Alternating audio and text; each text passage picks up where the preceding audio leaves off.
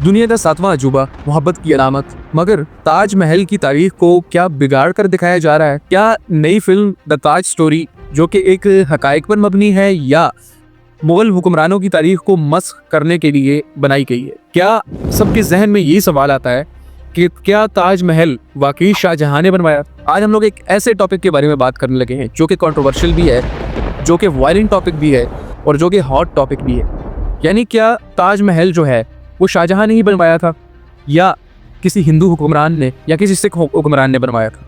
सो आज इस तमाम मामला के हम जड़ों तक जाएंगे और असल तारीखी हकायक के बारे में बात करेंगे।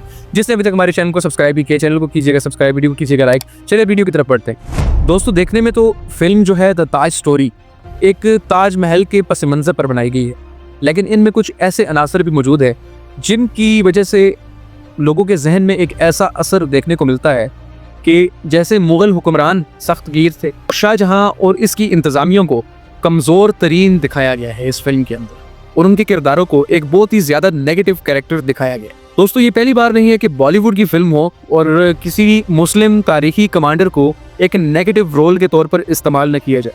ये ऐसे कई फिल्मों में हो चुका है कि जैसे सुल्तान अलाउद्दीन खिलजी हो या जलालुद्दीन अकबर हो, उनके किरदारों को हमेशा एक मोहब्बत वाला दीवाना और एक कमज़ोर तरीन कमांडर और उसके अलावा पैसों की हवस में बिकने वाला सुल्तान दिखाया गया। और जब हम इन फिल्मों को हकीकी जो तारीखें मौजूद हैं उनके साथ मिलाते हैं तो उनमें 19-20 का फ़र्क या 50-50 का फ़र्क देखने को मिलता है। यानी असल तारीख में कुछ और है और जो फिल्मों में दिखाया जाता है वो कुछ और है। दोस्तों, फिल्म के अंदर कुछ किरदारों को ऐसे दिखाया गया है जिस तरह मुग़ल हुक्मरान जो थे वो बहुत बेबस थे, उसके अलावा उनको दिखाया गया है कि वो बहुत सख्त गिर थे, और ताजमहल को एक ग़ुलामी की अलामत दिखाया गया है। जिस तरह एक स्टोरी भी बहुत ज़्यादा मशहूर है कि शाहजहां ने अपने 30 की 40 हज़ार जो मज़दूर इस पर मामूर थे उनके हाथ काट दिए थे। यानी उस तारीख के उसको ऐसा मिक्सअप कर दिया गया है, यानी लोग कुदरती तौर पर सोचने लग जाएं कि ये एक ग़ुलामों का काम था और इनको लोगों को ग़ुलाम बनाकर उनसे ये ताजमहल बनवाया गया था। मुग़ल बादशाहत में जो तामीरात करवाई जाती थी, जिस तरह कोई किला बनाया जाता था, जिस तरह कोई मसाजिद बनवाई जाती थी, तो वो प्रॉपर रियासती सिस्टम पर तामीरात करवाई जाती थी। यानी उनके पहले नक्शे बनाए जाते थे, इंजीनियर्स को बुलाया जाता था, फिर नक्शे बनते थे, फिर उसके बाद जितने भी मजदूर वहाँ पर मौजूद होते थे उनको उसकी बराबर उजरत मिलती थी। अब आते हैं असल सवाल के ऊपर कि क्या ताजमहल वाकई शाहजहां ने बनवाया था, या ताजमहल किसी मंदिर की जगह पर बनाया गया, या किसी और हुक्मरान ने बनाया था और शाहजहां ने बाद में ख़रीद कर उसमें कुछ चेंजेस कर दिए। ताजमहल की तामीरात, उसके मुकम्मल अखराजात, उसके मज़दूरों की तनख्वाहें, उसके नक्शे और उसकी तमाम चीज़ें जो हैं शाहजहां के ख़जाने की दस्तावेज़ात में मौजूद हैं। इन दस्तावेज़ात को बादशाहनामा और मदाल मोहसिन में दर्ज किया गया है। शाहजहां के दौर में कई गैर मुल्की सयाह हिंदुस्तान आए, जिनमें मसलन पीटर मोंडी सबसे ज़्यादा मशहूर उस वक्त के सयाह थे, जिन्होंने ताजमहल की तामीरात का जिक्र अपनी किताबों में भी किया था, जो मलका मुमताज़ के लिए था। ताजमहल की तामीर में बहुत सारे शवाहिद आपको ऐसे देखने को मिलते हैं। जिस तरह उसकी तामीरात को अगर आप देख लें, उसमें मुग़ल, ईरानी, वस्ती एशियाई और जो उस्मानी तर्ज है, अगर ये कबल मुग़ल इमारत होती, मुग़लों के बनाने से पहले या उनकी आने से पहले की कोई इमारत होती, तो इसके ऊपर किसी और बिल्डिंग की शक्ल के नकूश होते और इसके ऊपर उसका आर्किटेक्चर जो था उस दौर के लिहाज से होता, बल्कि जो मुग़लों ने बनाई उस तर्ज की ये बिल्डिंग ना होती, बल्कि इसका नक्शा और इसकी बनावट मुख्तलिफ तरीके से होती। तारीख़ शाहजहां में दर्ज है कि मलका मुमताज़ के इंतकाल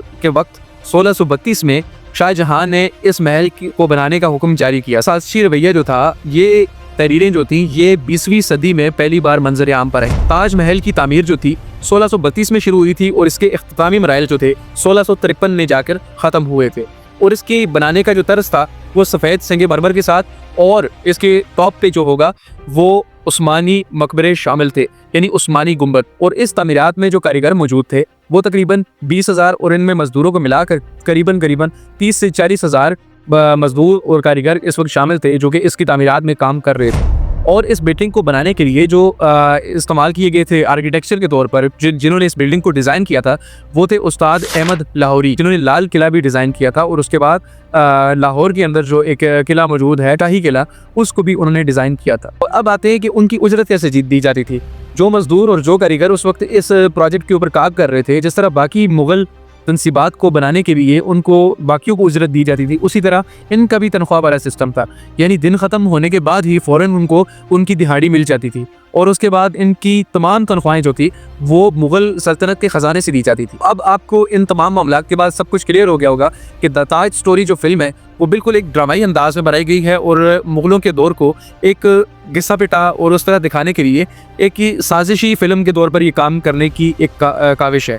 और इन्होंने इस दौर को मुस्लिम कमांडर्स को एक बुज़दिल दिखाने के लिए और एक झूठा दिखाने के लिए एक ऐसी फ़िल्म बनाई कि जिसमें मुस्लिम हुक्मरानों को जालिम और झूठा करार देने की साजिश की। और इस फिल्म में एक डायलॉग भी है जो कि परेश रावल बोलते हैं कि आपने कोई ऐसा कभी मकबरा देखा है या वो मज़ार देखा है जिसके ऊपर कलिश हो। अब हम मानते ज़रूर हैं कि उसके ऊपर वो बना हुआ है एक मून और बीच में तलवार और इस तरह का सीन बना हुआ है, लेकिन उसके ऊपर जो नक्श किया हुआ है या अल्लाह वो भी आप लोग बागोर देख सकते हैं। यानी आप खुद सोचें कि क्या किसी मंदिर के ऊपर या अल्लाह लिखा हुआ होता है या अल्लाह अकबर लिखा हुआ होता है।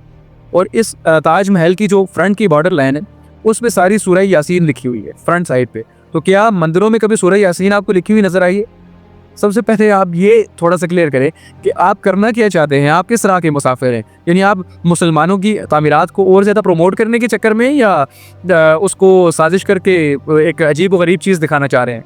सो परेश रावल के बारे में हमने बहुत उनकी एक्टिंग देखी थी हेरा फेरी और इस तरह की मूवीज़ में, लेकिन पहली बार जब हमने उनकी ये मूवी देखी और उससे पहले एक स्टेटमेंट देखी थी कि मैंने जो है काओ यूरिन पिया था तो उसके बाद मेरी जो हड्डियाँ थी काफ़ी मजबूत हो गई। उसके बाद एक इतना सीनियर एक्टर और इस तरह की बातें और इस तरह की तमाम चीज़ें इतनी इज्जत समेट के और उसको खुद को जलील करवाना कोई बंदा इससे सीखे। So guys this was the video. I hope you really enjoyed this video. अगर आपको अच्छी लगी हो चैनल को कीजिएगा सब्सक्राइब, वीडियो को कीजिएगा लाइक। मिलते हैं नेक्स्ट वीडियो।